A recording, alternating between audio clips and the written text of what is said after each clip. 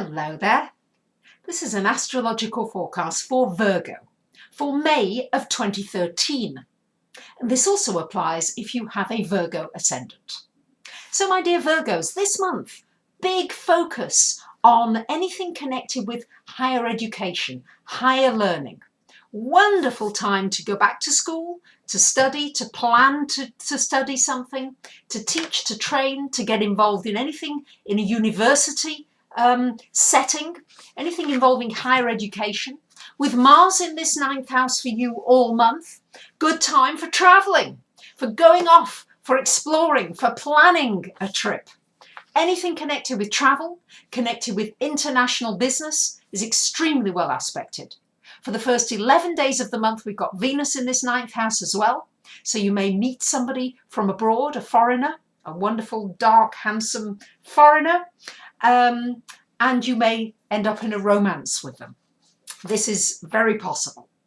As well, it's going to be a time for those of you who've got a court case or anything with immigration, good time for pushing it through.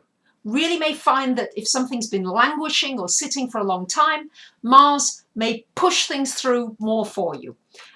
So if you've got some paperwork that needs to be organised in anything connected with anything legal or taxation or anything like that, good time to get it done this month and get it out of the way. Very good time for teaching others, for anything inspirational, and for anything about planning for the future. Wonderful time for making a plan. Virgos, that you have a tendency sometimes to get lost in the everyday details, a little bit like getting lost in the weeds of the garden. Try this month to look at the bigger picture. With all this 9th house stuff, it's time to look at the bigger picture of your life. What is it you want to create? Where do you want to go? And try and create a master plan. Maybe even a 10 or 20-year plan for what you see for yourself. And then you can break it down into small pieces. But see the bigger vision for yourself, Virgos. Then towards the end of the month, we've got a lot of planets in your 10th house. This bodes very well for your career direction. Either if you're wanting a promotion or a raise or a change of job or you've been going for interviews, this could be towards the end of the month the time when you're successful, when something happens for you.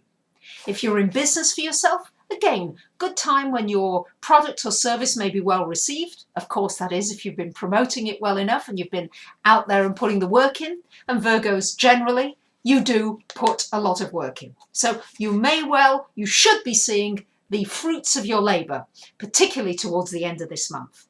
Jupiter in that 10th house, just for this last month only now. So make the most of pushing for opportunities in this work area, and maybe a possible trip overseas or even a relocation for you overseas is also aspected in this coming year for you, Virgo.